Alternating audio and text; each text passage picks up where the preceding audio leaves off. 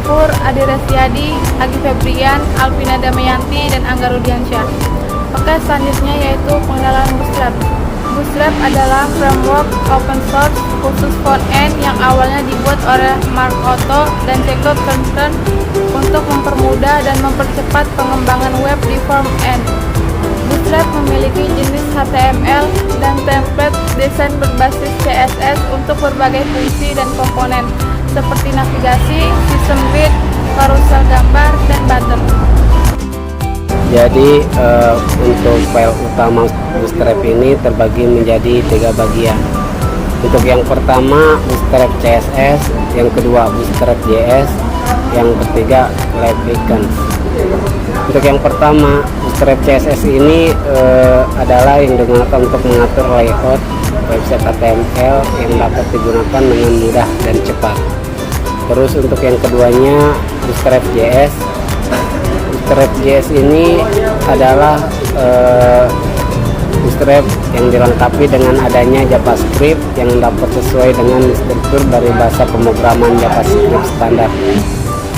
Terus untuk yang ketiga Live Icons. Live Icons ini adalah font icon yang digunakan dalam pembuatan website. Terus untuk perkembangan Bootstrap ini sendiri pada awalnya dibuat dan dikembangkan oleh pekerja atau programmer Twitter, yaitu yang bernama Mark Otto dan Jacob Kernstern sejak tahun 2011. Pada waktu itu programmer di Twitter menggunakan berbagai alat dan perpustakaan yang mereka kuasai dan untuk melakukan pekerjaan mereka, sehingga tidak ada standarisasi dalam penanaman kelas. Akibatnya sulit untuk dikelola. Oleh karena itu keduanya membuat alat atau kerangka kerja yang digunakan bersama di lingkungan internal Twitter.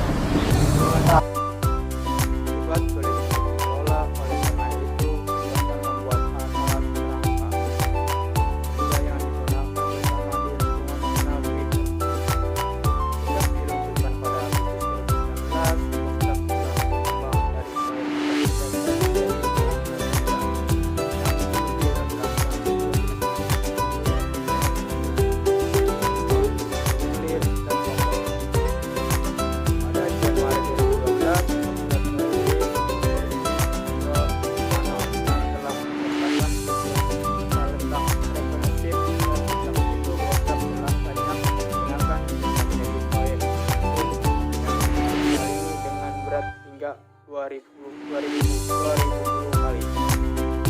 2 tahun setelah itu, tepatnya pada Agustus 2014, Bootstrap kembali merilis versi terbaru, versi 3.0, yang telah mengakomodasikan konsep mobile terlebih dahulu, yang berarti dalam pembuatan dan pengembangan layar terkecil terlebih dahulu, mobile atau smartphone, dan secara bertahap di layar terbesar. Tools buat Bootstrap. 1. Bootstrap Studio. Bootstrap Studio merupakan aplikasi desktop hanya dengan drag dan drop. Bootstrap Studio hadir dengan koleksi lengkap. Berbagi Bootstrap Studio hadir dengan koleksi lengkap berbagai komponen web seperti grafik, peta, data, tables, from, menu, list, dialog, dan masih banyak lagi. Yang kedua, Pingendo. Pingendo merupakan free software yang dapat Anda gunakan di Mac atau Windows dan Linux. Pingendo mempunyai fitur unggulan seperti drag dan drop desain, koleksi komponen web berbasis Twitter Bootstrap siap pakai, integrasi dengan Less dan Fort Anwesome. Dengan Pingendo, Anda dapat mengintegrasikan pula dengan alat seperti Git dan Close. Anda pun dapat menghasilkan halaman web dalam bentuk HTML atau Flash. Tools buat Bootstrap. 3. PineGrow. PineGrow mempunyai moto website builder for professionals. Memang dengan moto tersebut, PineGrow hadir dengan harusnya Anda membayar lisensi untuk mendapatkan fitur penuh dari PineGrow. Lisensi yang tersedia terdiri dari personal license, $49, company license $79, dan team license $249. Satu lisensi dapat digunakan oleh satu user, dan satu user dapat memasang PineGrow ke 3 komputer. Kelebihan Bootstrap yaitu ada 3. 1. Dapat digunakan untuk membantu mempercepat saat membuat front end di situs web. Yang kedua, Bootstrap memiliki tampilan yang modern sehingga dapat membuat situs web Anda memiliki penampilan yang menarik. Yang ketiga, Bootstrap akan membuat situs web Anda terlihat lebih responsif. Jadi, ketika Anda menggunakan ponsel cerdas atau komputer untuk membuat situs web Anda, itu akan menyesuaikan dengan ukuran layar. Kekurangan Bootstrap: karena menggunakan CSS3, Bootstrap minimal. Karena terlalu fokus pada pengkodean, sehingga membuat kita kurang kreatif mendesain situs web sesuai dengan yang benar-benar diinginkan. Bootstrap tampaknya tidak dapat menampilkan situs web yang sama di semua browser. Maka hanya browser tertentu yang menunjukkan situs web Bootstrap sesuai ukuran dengan layar dari perangkat yang dipakai. Bootstrap Studio hadir dengan koleksi lengkap berbagai komponen web seperti grafik, peta, data table, from, menu, list, dialog, dan masih banyak lagi. Selama perancangan, Anda cukup melakukan dengan drag and drop, kemudian tekan tombol generate, dan Anda akan mendapatkan layout halaman web berbasis Twitter Bootstrap dengan sistematik HTML, CSS yang bersih, dan JavaScript yang mudah dimodifikasi. Selain itu, Bootstrap Studio dilengkapi juga dengan adanya tema built-in dan font yang dapat mengurangi development time dalam sebuah halaman web. Baik, perbedaan Bootstrap 3 dan Bootstrap 4. Bootstrap sampai dengan saat ini masih memperbarui sistemnya. Tidak hanya berhenti di angka 3, tapi sudah masuk ke versi 4.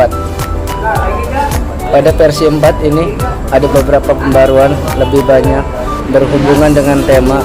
Contohnya saja pembaruan tampilan styling, warna, font, dan lain sebagainya. Cara install Bootstrap. Cara install Bootstrap ada beberapa opsi pilihan. Anda bisa menginstal Bootstrap dengan kompresor, Bower, atau npm. Selain itu, Bootstrap juga dapat diinstal secara offline dan online. Yang pertama, cara install Bootstrap offline. Proses instalasi Bootstrap secara offline ini memudahkan Anda dalam proses pengembangan. Website tidak perlu mengambil file record dari website lain, tapi langsung dari penyimpanan utama. Yang poin kedua, cara menginstal Bootstrap offline. Selain melakukan ekstrak manual ke dalam project, Anda bisa memanggil Bootstrap secara online menggunakan CDN. Namun ada kekurangannya ketika Anda memanggil secara online. Tentunya akan mengurangi tingkat kecepatan website. Jadi kesimpulannya, Bootstrap adalah framework untuk memudahkan dan mempercepat pengembangan web di front end. File utama Bootstrap: yang pertama Bootstrap CSS, yang kedua Bootstrap JS, dan yang ketiga Unificon.